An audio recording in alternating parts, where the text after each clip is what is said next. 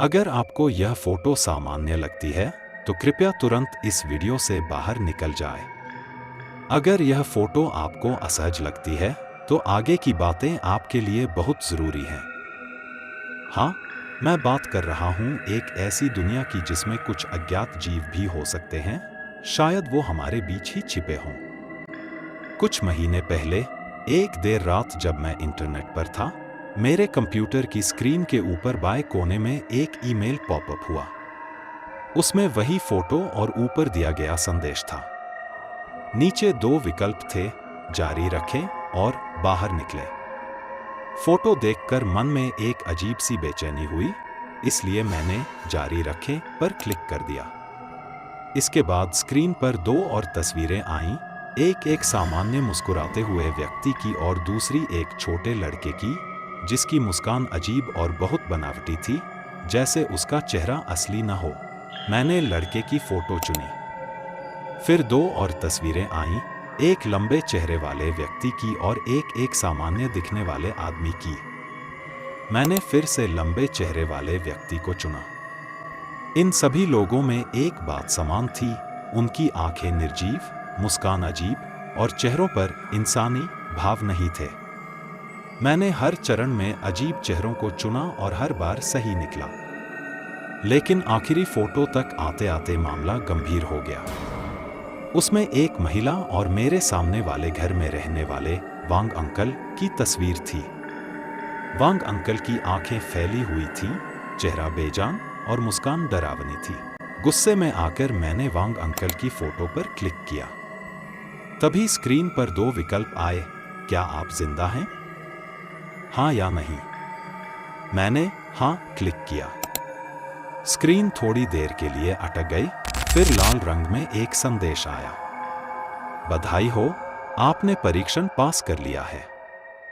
हम एक सप्ताह के भीतर आपको लेने आएंगे। कृपया अब से न बोलें, न दरवाजा खोलें, न किसी कॉल का जवाब दें। उन्हें यह पता नहीं चलना चाहिए कि आपने उनकी असलियत देख ली है।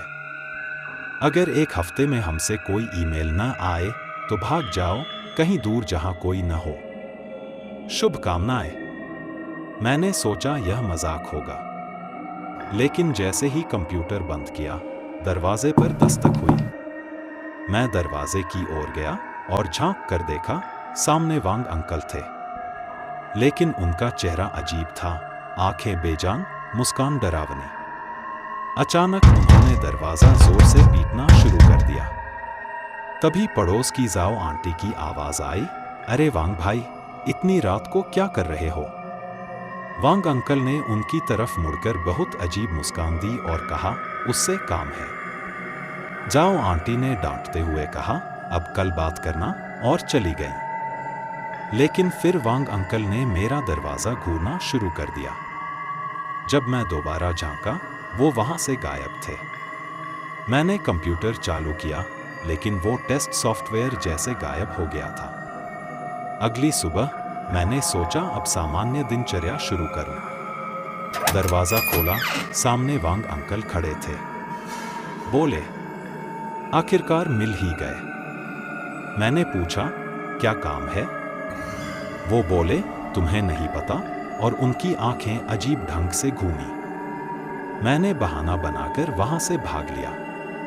काम पर जाते वक्त एक बूढ़ी औरत को देखा जो 15 मिनट तक बिना हिले डुले एक ही हरकत दोहराती रही, जैसे कोई रोबोट। रात को मुझे एक ईमेल मिला जिसमें एक लिंक था। क्लिक करने पर 2004 से लेकर 2010 तक का एक पुराना ब्लॉग खुला। उसमें किसी व्यक्ति ने उनके अस्तित्व के बारे में लिखा था, जो इंसानों की नकल करते हैं, धीरे धीरे इंसानों को बदलते हैं। उनकी पहचान के लिए कहा गया कि उनकी हरकतें और चेहरा असामान्य होते हैं। पीठ पर एक काली रेखा होती है।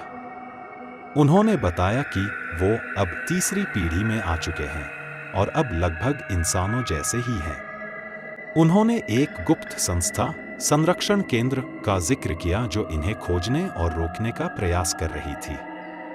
अंत में एक तारीख थी, 2024 अक्टूबर 20। मैं अभी जिंदा हूं, मुझसे संपर्क करें। अब मैंने उस ब्लॉग में दिए गए नंबर पर कॉल करने का फैसला कर लिया है।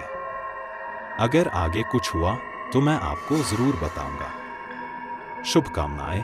अगर आप सच में इंसान हैं तो अगर हमारी वीडियो पसंद आई हो तो लाइक करें, और आप ऐसी ही हॉरर स्टोरी सुनना चाहते हैं तो चैनल सब्सक्राइब करें और कमेंट करें। आप अपनी स्टोरी हमें भेजना चाहते हैं तो हमें ईमेल करें। हमारी ईमेल आईडी वीडियो के डिस्क्रिप्शन में है।